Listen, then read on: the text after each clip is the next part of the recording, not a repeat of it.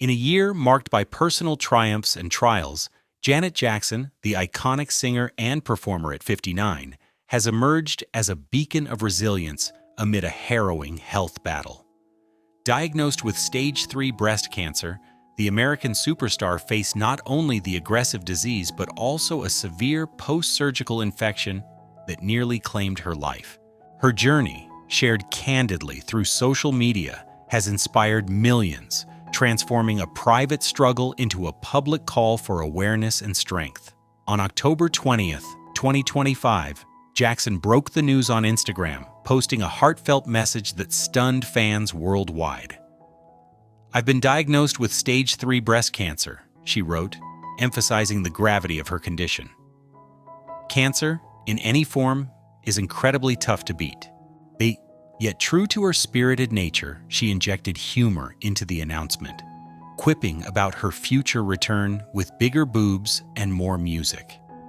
The post, accompanied by a serene photo of herself in reflection, garnered over 5 million likes and thousands of supportive comments from celebrities and followers alike. This revelation came just before the planned release of her latest album, Resilience, which she described as her most personal work yet, drawing from themes of vulnerability and empowerment. Jackson's diagnosis thrust her into the spotlight in a new way, but she didn't shy away. On November 5th, she delivered an emotionally charged performance at the MGM Grand in Las Vegas, part of her ongoing Together Again tour extension. Addressing a sold-out crowd of thousands, she declared it her final show before continuing the fight against breast cancer. The setlist included hits like Rhythm Nation and All For You, interspersed with poignant moments where she spoke about gratitude and perseverance. "This isn't goodbye. It's see you later," she told the audience, her voice cracking with emotion. The concert, later streamed on platforms like YouTube, became a viral sensation, symbolizing her unyielding spirit. 5 days later, on November 10th, Jackson underwent a double mastectomy, a critical step in her treatment plan.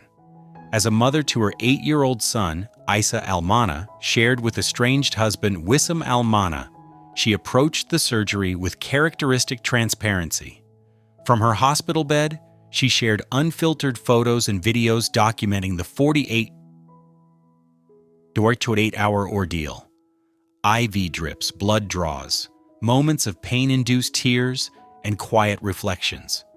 "This is real life, no filters," she captioned one post, thanking her medical team, family, and fans. Isa, whom she affectionately calls her little prince, was a constant source of motivation, as she noted in updates, "Doing this for him? For us." The raw honesty resonated deeply, sparking conversations about body image and mental health in cancer recovery.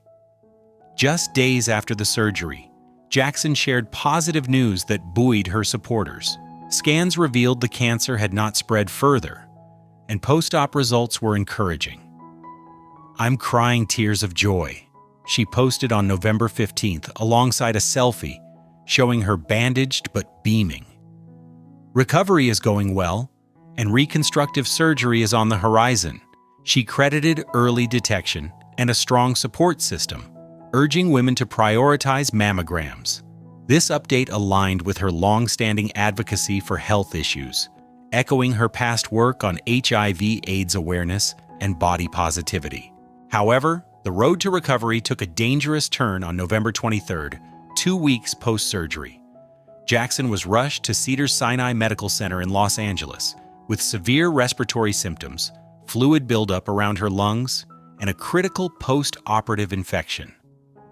Doctors ruled out a pulmonary embolism, but identified an unidentified lung infection, exacerbated by her weakened immune system from cancer treatments.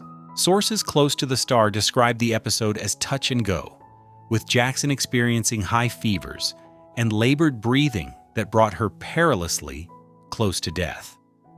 Despite medical advice to remain hospitalized, she opted for discharge after initial stabilization, citing discomfort in the clinical environment and a desire for home-based care to aid her physical and emotional healing. According to reports from the Daily Mail, Jackson has been open about the mental toll of recovery. It's slow, painful, and challenging, she shared in a follow-up Instagram story, particularly as a public figure and single mother. But sharing my story builds a community. We're in this together. Her vulnerability has drawn widespread admiration, with stars like Beyoncé, who commented, "You're a warrior, Janet, love and light," and Oprah Winfrey praising her bravery on social media. Fans have flooded her pages with messages, using hashtags like #JassYourJanetStrong to rally support. This is far from the first time this legendary icon has stared down brutal adversity. And if you're ready to walk through one of the most painful, untold stories in music history, hit that subscribe button and ring the bell right now, so you never miss the real journeys behind the legends we think we know. Now, let's look back at Janet Jackson's profoundly tragic life story. From the unimaginable pressures of growing up in a world-famous family to the public humiliations and silent battles that shaped the resilient, trailblazing superstar she became. Janet Demita. Joe Jackson was born on May 16, 1966, in Gary, Indiana, the youngest of 10 children born to Joseph and Catherine Jackson. She arrived into a family that was already famous. Her brothers, the Jackson Five, were on their way to becoming one of the biggest acts in the world. Michael, 7 years older, was already showing signs of the superstardom that would define his life. For most children, being born into a famous family might seem like a blessing, but for Janet, it was a prison sentence she never asked for. "I wanted to go to college," Janet revealed in her 2022 documentary. "I wanted to study entertainment law. That's what I really wanted to do." But Joe Jackson had other plans. After hearing a recording of young Janet singing that she had accidentally left where he could find it, Joe made the decision for her. She would be a performer, like her brothers, like her sister, LaToya. The Jackson family empire needed another star, and Janet would provide it. "My father was in charge of my life, my career, and he was my manager," Janet explained through tears decades later. "It's hard to say no to my father. Think about that for a moment. A teenage girl with dreams of higher education, of becoming a lawyer, of having agency over her own life, forced to abandon those dreams because her father decided she would be more valuable as an entertainer. Janet didn't choose this life. It chose her. Or rather, Joe Jackson chose it for her. To understand Janet's tragedy, you must understand Joe Jackson. Born in 1928 in Arkansas, Joe grew up during the Great Depression and the Jim Crow South. He endured poverty, racism, and hardship that shaped him into a man determined that his children would never experience what he had suffered. But his methods were brutal. Joe demanded that all his children call him Joseph, not dad or father. It was a clear message. I am your manager first, your parent second, if at all. The Jackson children grew up with a father who saw them as investments, as meal tickets, as vessels for his own unfulfilled dreams. Joe had wanted to be a professional boxer but never made it, so he would make his children into champions instead. He was very tough, Janet said carefully in interviews, always diplomatic, always protecting the family image. But her siblings were less restrained. Michael Jackson famously told Oprah Winfrey in 1993 that his father physically and emotionally abused him throughout his childhood. He spoke of beatings with belts and switches, of name-calling, of being so terrified of his father that he would vomit before performances. LaToya Jackson went even further, accusing Joe of sexual abuse before later recanting under family pressure. Rebby Jackson, the eldest daughter, once called the police on her father over sexual abuse allegations. Catherine Jackson, their mother, told police nothing had happened. Janet was spared the worst of the physical abuse, she later revealed. He hit me once, she said. Once was enough. But the emotional and psychological control, that never stopped. When Janet was cast on the TV show Good Times as a child actress, it wasn't her choice, it was Joe's. When she was given the role of Cleo on Fame, the television adaptation of the film, it wasn't her choice, it was Joe's. Her first album, released in 1982 when she was 16, wasn't her choice. The songs weren't her selection, the album cover wasn't her decision. Even her name on the cover was her father's choice. "I didn't want my last name to be on the album," Janet admitted. "I just wanted to go by my first name. At the time, I didn't understand the vision my father had for me. There was a lot of that. Every decision was made for her. Every path was chosen by someone else. And Janet, dutiful and controlled, did what she was told. You really miss out," Janet told The Times in 1996. "You don't get to do all the fun things that kids do. I wanted to do gymnastics, but that couldn't happen because I was busy working."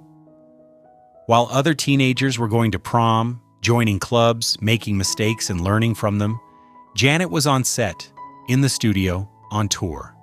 Her childhood wasn't hers. It belonged to Joe Jackson and the entertainment industry that profited from it.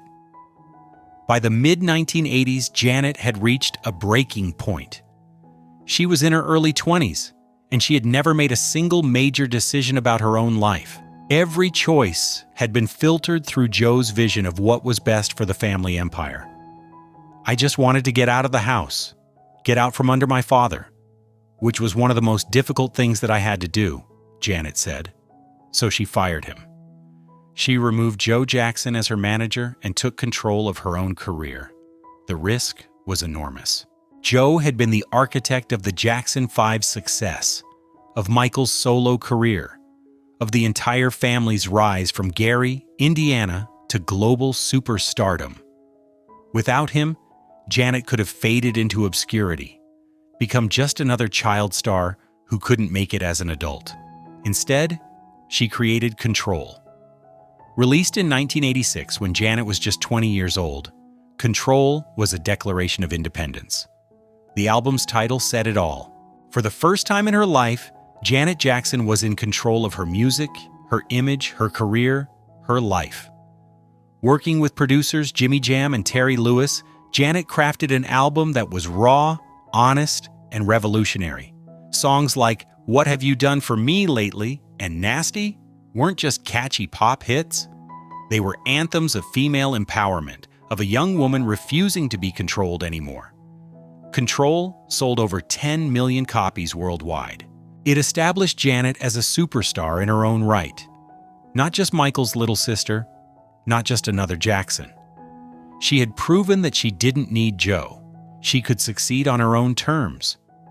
But success came with a price. Joe never forgave her for firing him. Their relationship, already strained, became even more distant, and Janet was left with a complicated mix of gratitude and resentment toward the man who had given her opportunities but stolen her childhood. Without his drive, his strength, we wouldn't have the success, Janet acknowledged at the 2018 Essence Music Festival. "We're a black family that came from Gary, Indiana, and we broke all kinds of records around the globe. That's truth." But at what cost? Throughout her entire career, Janet has lived in Michael's shadow. No matter what she accomplished, no matter how many albums she sold or awards she won, she was always Michael Jackson's little sister. In her documentary, Janet recalls the moment their relationship shifted.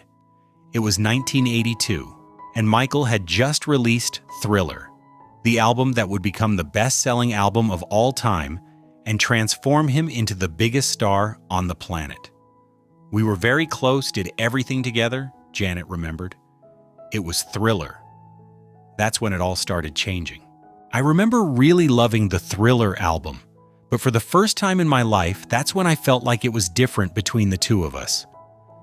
Before Thriller, Janet and Michael would spend hours talking in her bedroom. They were confidants, best friends. But after Thriller, something changed. This time he came in my bedroom, neither one of us said a word to each other, and then he got up and left, Janet recalled, pain still evident in her voice decades later. The distance grew.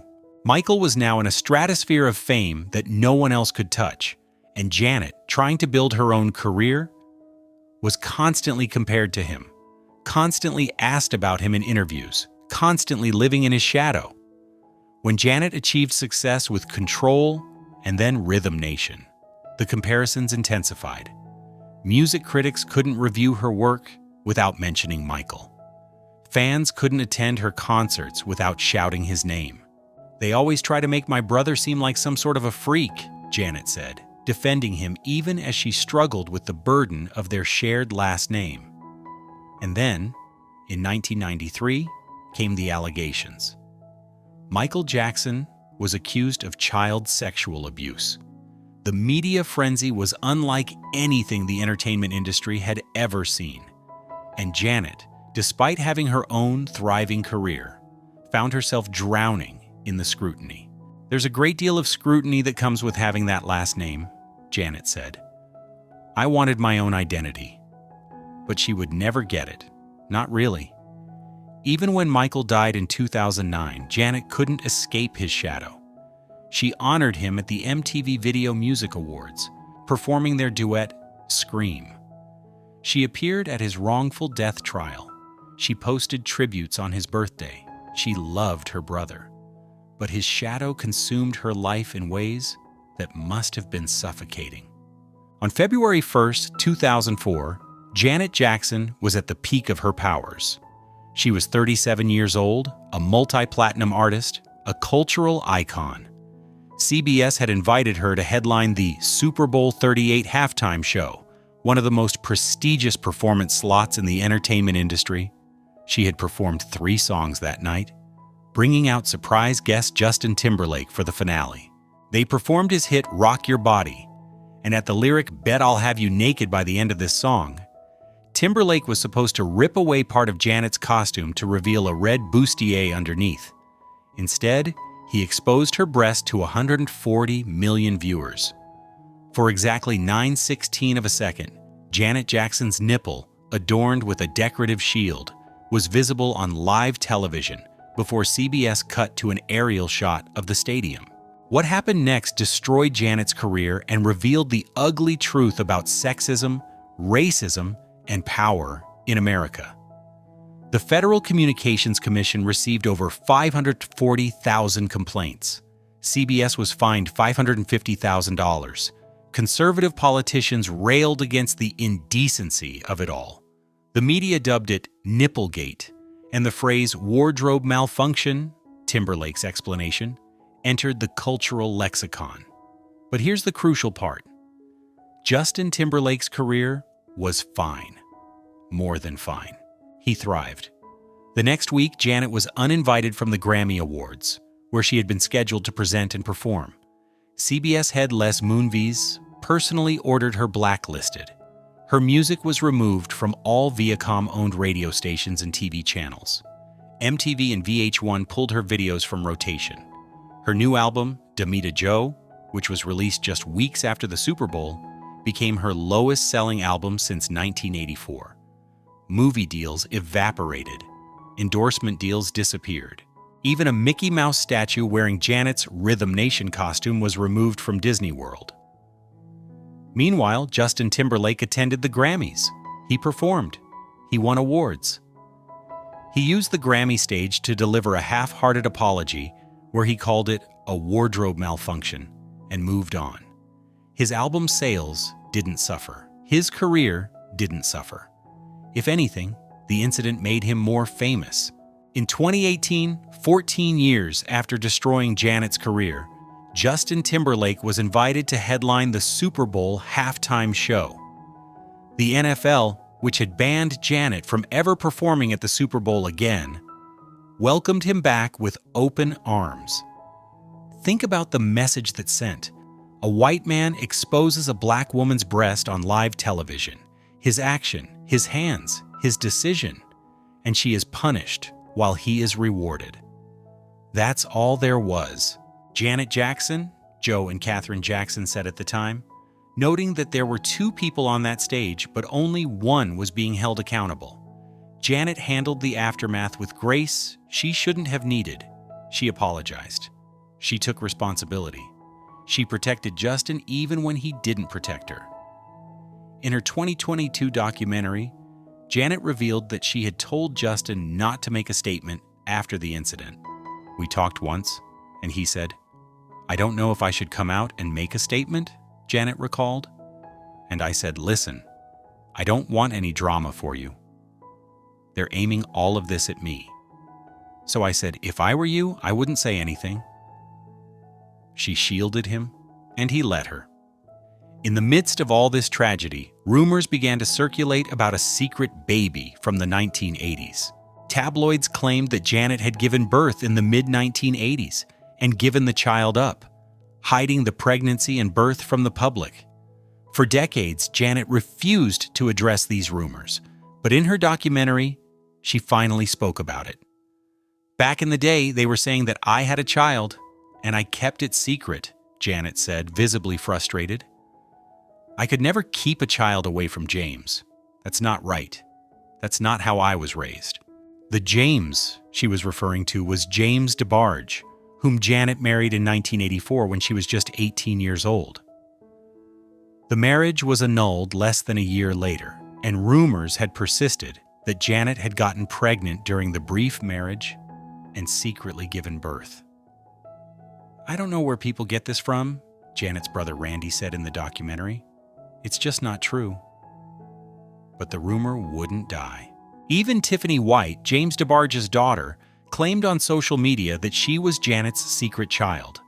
The claim was unsubstantiated and never proven, but it added to the public speculation. For Janet, who has always been intensely private, having to publicly deny that she abandoned a child must have been excruciating. The implication that she would give up her own baby, that she would be capable of such cruelty, contradicted everything she believed about herself. But the rumors persisted. Another example of how Janet's life has never truly been her own. Even her body, her reproductive history, became public property for speculation and judgment. In 2017, at age 50, Janet Jackson gave birth to her son, Isa Almana.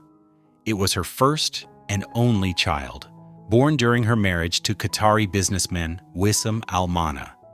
For a woman who had spent her entire life being controlled, judged, and scrutinized, motherhood should have been a joy. And by all accounts, Isa brought Janet immense happiness. But even motherhood came with pain. 3 months after Isa's birth, Janet and Wissam separated. Their 5-year marriage was over, and Janet found herself fighting for custody and control over her own child. "I thank God for my baby," Janet said simply, refusing to discuss the details of the split. But reports emerged about the marriage, about cultural differences and control issues. Once again, Janet was in a situation where she had to fight for autonomy.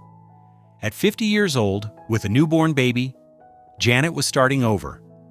The tour she had paused for her pregnancy was postponed.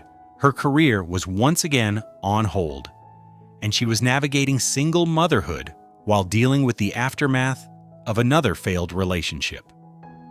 In June 2018, Joe Jackson died at age 89 after a long battle with terminal cancer.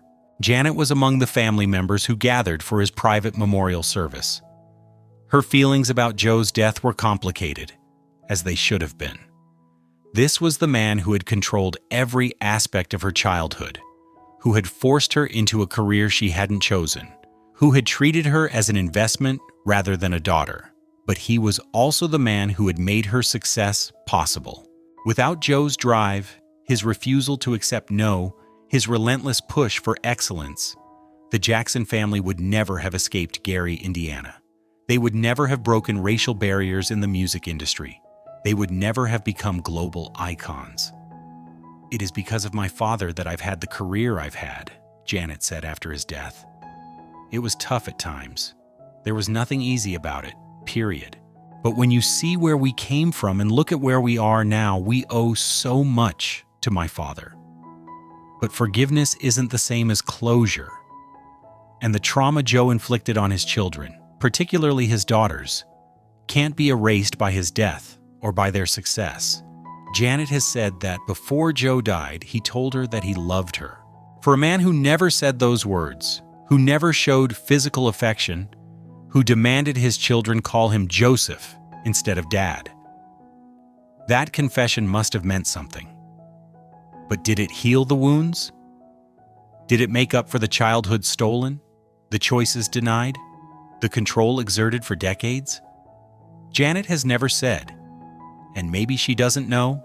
Today, at 59 years old, Janet Jackson is raising her son Isa, now 7 years old, away from the spotlight. She's selective about her performances, her interviews, her public appearances. She's finally exercising the control that the album promised decades ago, but the scars remain. Janet Jackson has sold over 100 million records. She's won 5 Grammys, 11 Billboard Music Awards, 11 American Music Awards, and countless other accolades. She's in the Rock and Roll Hall of Fame. She's influenced generations of artists, from Beyoncé to Ariana Grande. But ask her about her childhood, and she talks about missing out. Ask her about her father, and she chooses her words carefully. Ask her about the Super Bowl, and you can still see the pain. At 59, Janet Jackson has achieved everything the world says she should want. But the tragedy is that so much of it was never her choice. Her career was chosen for her. Her childhood was stolen. Her body was exposed on live television, and she was punished for it. Her relationships have been dissected and speculated about. Even her motherhood has been questioned and judged. And through it all, Janet has remained dignified, professional, gracious. She's protected her family's reputation. She's refused to trash the people who hurt her. She's maintained her privacy, even as the world demanded she share everything. But at what cost? The tragedy of Janet Jackson isn't that she failed. It's that she succeeded on everyone's terms but her own. She wanted to be a lawyer. Instead, she became a pop star. She wanted a father. Instead, she got a manager. She wanted her own identity. Instead, she lived in Michael's shadow. She wanted respect for her artistry. Instead, she was punished for someone else's actions at the Super Bowl, and now, at 59, she has finally achieved the control she sang about in 1986. But it took decades of fighting, of sacrificing, of enduring trauma and judgment and loss. Janet Jackson's story should inspire us, and it does. But it should also outrage us, because it's a story about what happens when a little girl is forced to become a commodity before she can become herself. It's about what happens when talent is exploited, when control is weaponized, when a woman's body becomes public property. At 59, Janet Jackson is still standing, still creating, still fighting, and that's a testament to her strength. But it shouldn't have been this hard. And that's the tragedy that will never go away.